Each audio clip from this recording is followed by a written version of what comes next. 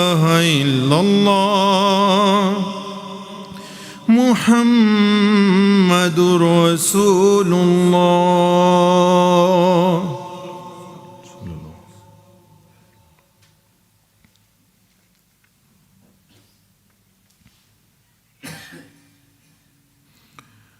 هو الله الذي لا إله إلا هو. هو الله الذي لا إله إلا هو. هو الله الذي لا إله إلا هو.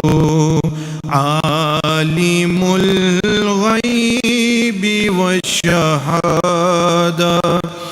عالم الغيب والشهادة. عالم الغيب والشهادة. عالم الغيب والشهادة. هو الرحمن الرحيم. هو الرحمن الرحيم. هو الرحمن الرحيم. هو الرحمن الرحيم.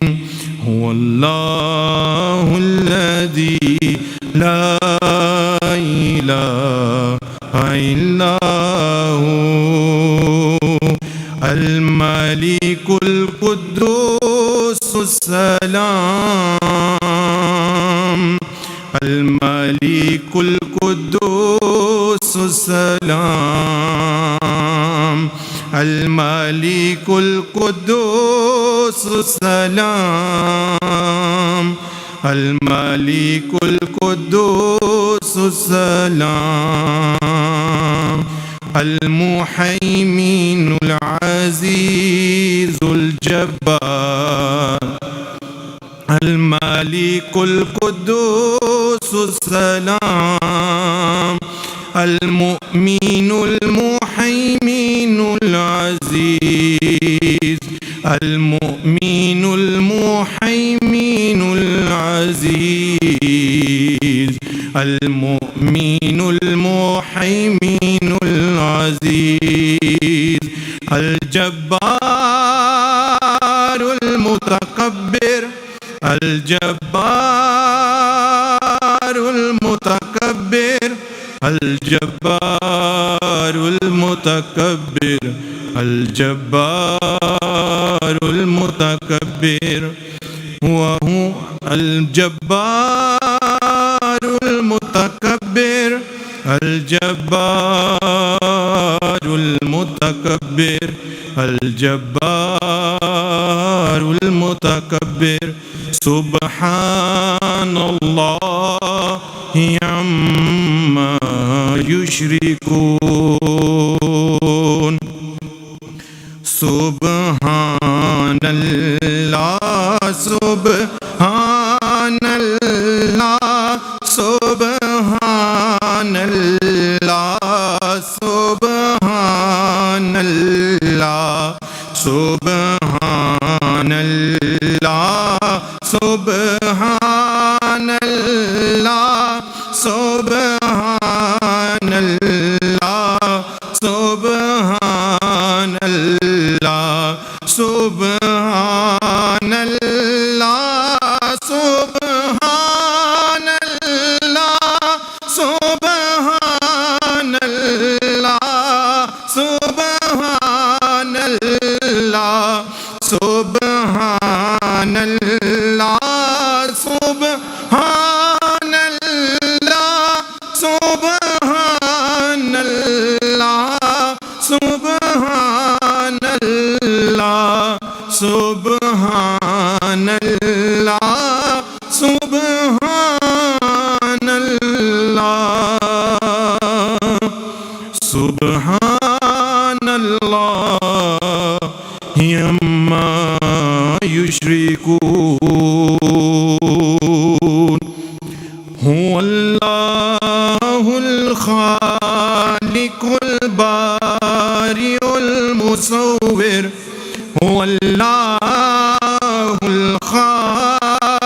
البارئ المصور هو الله الخالق البارئ المصور هو الله الخالق البارئ المصور هو الله الخالق البارئ المصور هو الله الخالق البارئ المصور له الأسماء الحسنى له الأسماء الحسنى وهو العزيز الحكيم وهو العزيز الحكيم وهو العزيز الحكيم وهو العزيز الحكيم وهو العزيز الحكيم وهو الغفور الودود وهو الغفور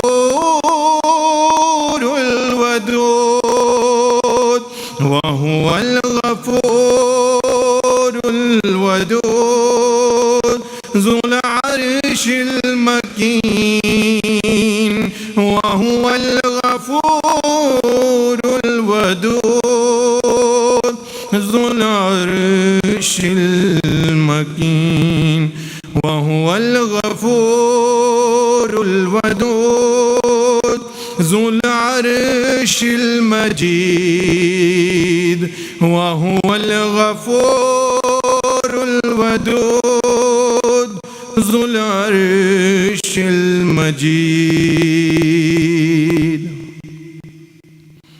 أستغفر الله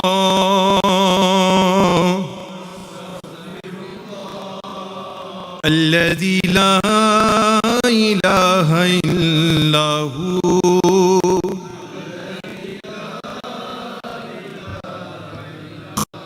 الحي القيوم وأتوب إليه أستغفر الله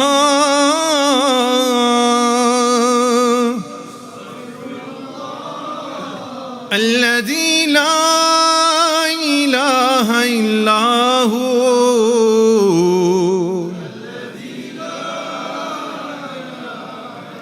الحي القيوم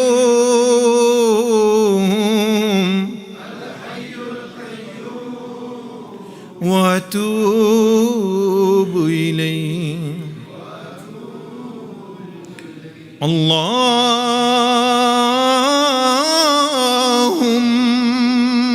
اللهم صل على سيدنا ومولانا محمد وعلى آله وصحبه وسلم اللهم صل على سيدنا ومولانا محمد وعلى آله وصحبه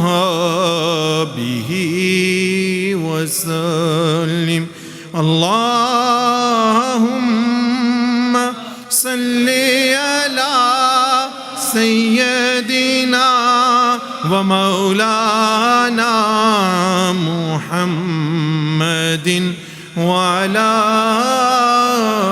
آله وصحبه وسلم Alhamdulillahi Rabbil Alameen. Alhamdulillahi tatimmus salihat. Alhamdulillah. Subhanallahi adada ma khalaq. Subhanallahi mil'a ma khalaq. Subhanallah. Subhanallahi wa bihamdihi. Subhanallah. Ya Rabbi lakal hamdu kama yanbaghi li jalali wajhika wal azimi sultanika. Ya Rabbi lakal hamdu kama yanbaghi li jalali wajhika wal azimi sultanika. Ya awwalal awwalin, ya akhiral akhirin, ya rahimal masakin, ya zal quwwatal matin, ya zal jalali wal ikram, ya Rabbi ya Rahman, ya Noor, ya Wadud, ya Ghaffar, ya Ghafur, ya Ghafir az-zamb, ya Tawwab. Allahumma salli ala sayyidina wa maulana Muhammadin an-nabiyil ummi wa ala alihi wa ashabihi wa barik wa sallam wa salli alayhi.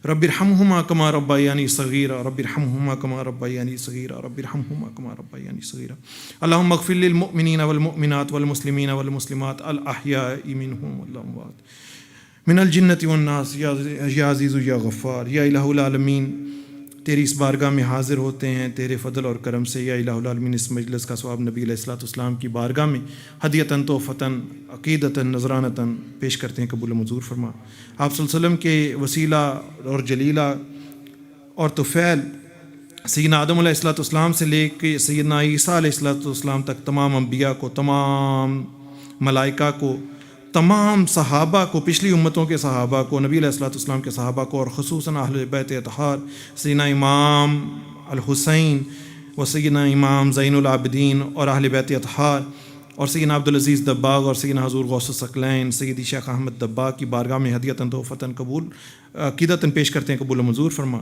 या इलाहुल आलमीन सैयदना अब्दुल अज़ीज़ दब्बाग़ और दूसरे मशाइख़ के दर्जात को बुलंद फरमा या इलाहुल आलमीन सैयदी अहमद दब्बाग़ को सेहत और तंदुरुस्ती वाली ज़िंदगी अता फरमा या इलाहुल आलमीन उनकी तमाम जिस्मानी परेशानियों को दूर फरमा बीमारियों को दूर फरमा या इलाहुल आलमीन जितने भी लोग उनसे वाबस्ता हैं उन सब के हाल के ऊपर करम फरमा ज़ाहिरी तौर पे बातनी तौर पे अगर किसी किस्म के मरज़ का शिकार हैं दूर फरमा या इलाहुल आलमीन जितने भी लोग यहाँ पे हाज़िर हुए हैं मौला करीम इनके ख़ानदान में से कोई लोग वफ़ात पा गए तो मौला करीम उनको इस मजलिस का सवाब पेश करते हैं कबूल मंजूर फरमा या इलाहुल आलमीन उनके दर्जात को बुलंद फरमा या इलाहुल आलमीन अपने फ़ضल और करम से जितने भी भाई बहनें हाज़िर हुए हैं जिन्नात में से मलाइका में से या इलाहुल आलमीन इन सब के दर्जात को बुलंद फरमा मग़फ़िरत फरमा या इलाहुल आलमीन इनकी हाजात को पूरा फरमा या इलाहुल आलमीन इनकी परेशानियों को रफ़ा फरमा या अल्लाह या रहमान हमारी सबसे बड़ी ख्वाहिश आरज़ू तू है बाकी सारी दुनिया मिल जाए और तू ना मिले तो भी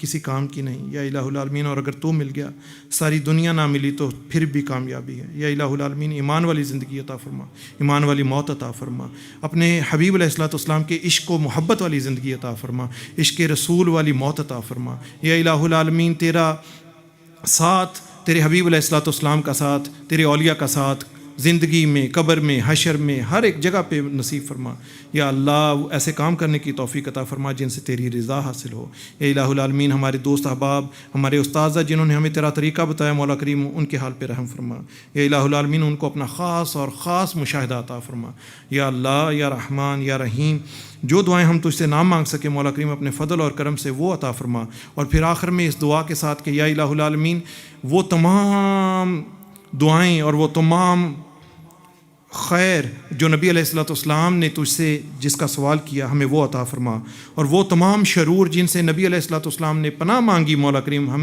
उससे बचा सुबहान रब्बिका रब्बिल इज़्ज़ति अम्मा यसिफून व सलामुन अलल मुरसलीन वल्हम्दुलिल्लाहि रब्बिल आलमीन आमीन बिजाहि नबील अमीन सय्यिदुल मुरसलीन सल्लल्लाहु तआला अलैहि वसल्लम